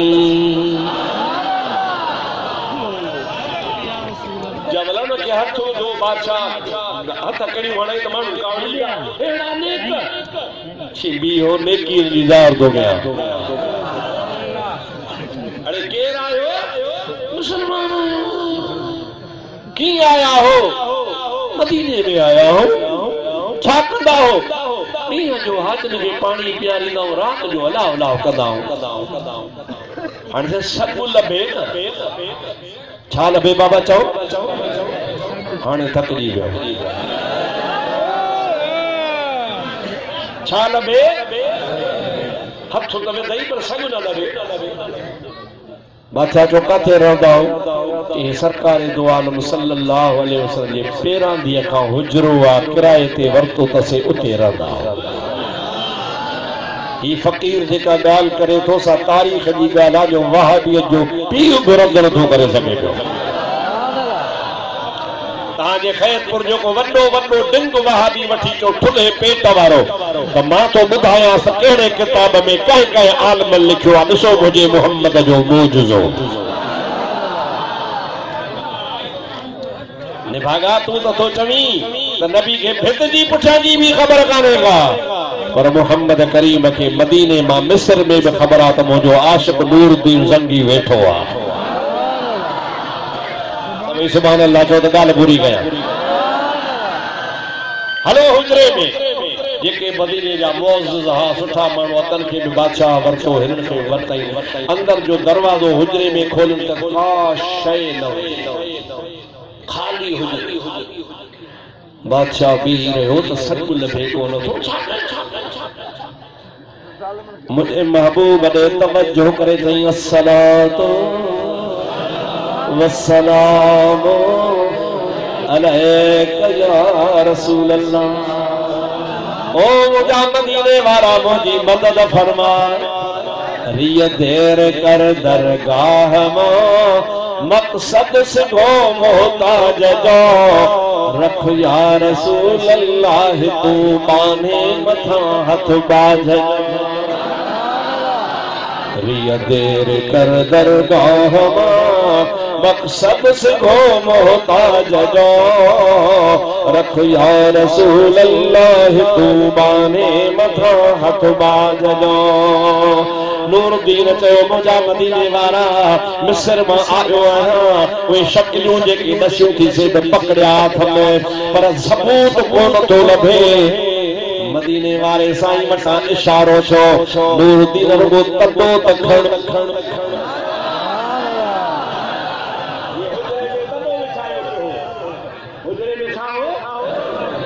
तॾो त मुझे महबूब जे गुलाम नूरुद्दीन ज़ंगी तॾो जो खणी खयो उते खॾो लॻो पियो आहे उहो खॾो सिधो नबी पाक जे क़दमनि में पियो वञे छा कयो पिया असां ईसाई आहियूं मग़रिब जे मुल्क जा आहियूं राज ज़ाहिर थी पियो आहे सॾु था चऊं असांखे बादशाह करोड़ूं अरबूं रुपया ॾिना ऐं चयो अथई त खॾ खोटे नबी जे जिस्म खे राति जो लिकाए कढी अचो नबीअ जो जिस्म रोज़े में हूंदो कोन पोइ असां मुसलमाननि खे चैलेंज कंदासीं त तव्हांजो नबी काथे आहे पर पकड़जी पियासीं अल्लाह जे महबूब जे आशिक़ नूरुद्दीन ज़ंगी चयो त मुंहिंजो हयात नबी तव्हांजो पार पतो ॾेई मूंखे हुक्म फरमायो आहे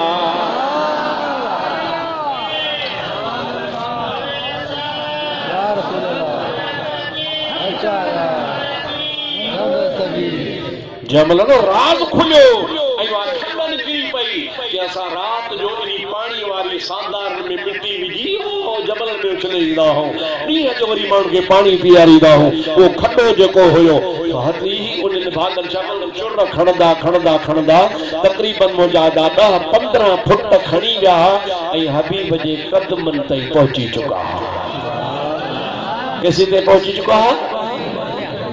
नूरुद्दीन ज़ंगी हुनखे ॿाहिरि कढरायो हुकुम के इनके कत्ल कयो कत्ल करे हुन जे जिस्म खे आलन ट्रुअन में विझी ॾींहं ॾिठे जो बाहि ॾेई साड़ाए छॾियईं ऐं रोज़े शरीफ़ जे ॿाहिरां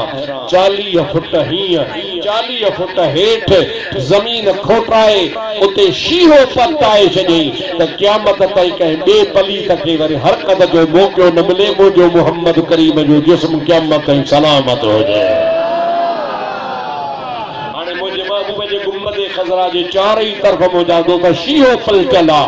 ऐं मुंहिंजे महबूब करीम सल्लल्लाहु अलैहि वसल्लम उन्हनि पलीतनि जो मुंहिंजा दोस्त उन नूरुद्दीन ज़ंगी खे मिस्र में ॿुधायो जेके वहाबी चवनि था नबी खे भित जे पुठियां जी ख़बर कान्हे हुज़ूर खे त पंहिंजे ग़ुलाम जी मिस्र में बि ख़बर आहे ॾाढे चओ सुभान अल्लाह अदा एॾो वॾो बादशाह जे बादशाही जे ज़ोर ते रखाए या त उहो रखराए या मुझे ॾाढो याद करी सौ सुभान अल्लाह ॾाढे जो सुभान अल्लाह ए नजदी बादशाह मुझा दोस्त शाह खालिद मरियो अलाए काथे पूरो वञी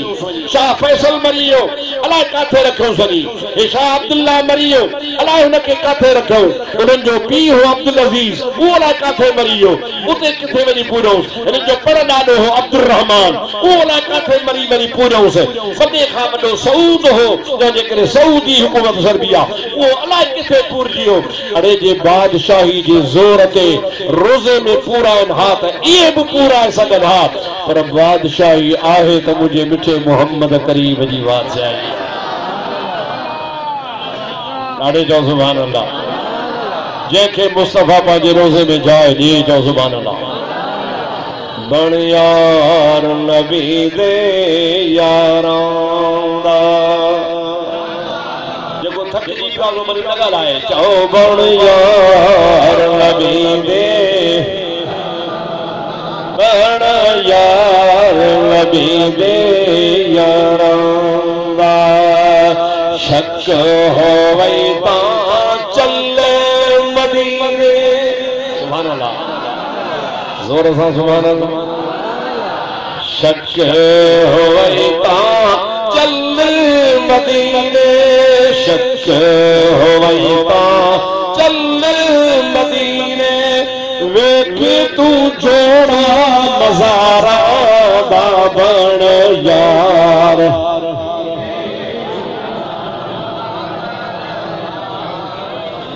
मुल्क में सराइकी कोन करंदा खोड़ लेगारी बिगारी हुंदा सुभान अल्लाह चाओ बण यार नबी दे डाढे डाढे डाढे बण यार नबी दे यारा दा ये तो शक थी था हल मदीने शक होई ता चल मदीने वेख तू जोड़ा नजारा दा हिकड़ो हेडो अबू बकर सुतो पियो आहे जे घर में वरी उमर सुतो चओ बण यार नबी दे यारां दा बण यार तोड़ दे साथी अज भी नादहन चओ सुभान अल्लाह तोड़ दे सासी तोड़े निभाए सन उंगलियां फड़ कर जन्नत ने सन जब तो खैर को ना कर जावारा अबू बकर उमर से मोहब्बत करने वाला घबराए न सिद्दीक फारूक कोनी आंगुर वठी सिधो नबी से मत पहुंचाई तोड़ दे सासी तोड़े निभाए सन उंगलियां फड़ कर जन्नत ने सन नाल नबी दे सैर करे सन जोर से नाल नबी दे सैर करे सन जन्नत दे गुलजारा बण यार नबी दे चौ चौ यारां दा बण यार नबी दे यारां दा बण यार नबी दे यारां दा इश्क हो वई बा चल मदीने अकुलो हो वई ता चल मदीने शक हो वई ता चल मदीने वेख तू जोड़ा नजारा दा बण यार नबी दे यारा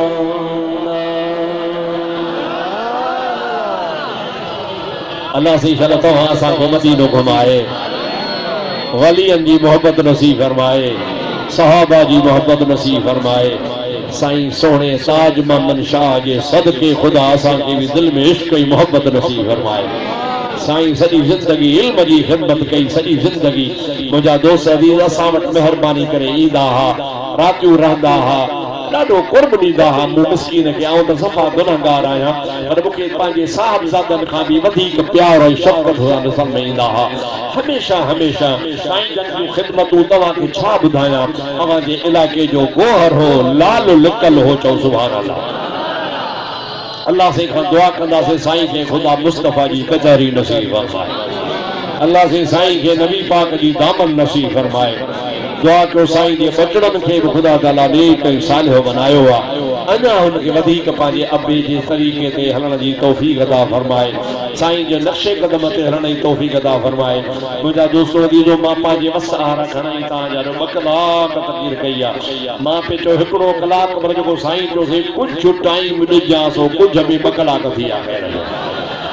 हाणे मुंहिंजे लाइ बि दुआ घुरो अल्लाह ताला मुंहिंजी बि दिलि खे हुज़ूर जे इश्क सां आबाद फरमाए मुझे बचड़न लाइ भी दुआ घुरो अल्लाह मुझे बच्चन के नेक ऐं सालिह बनाए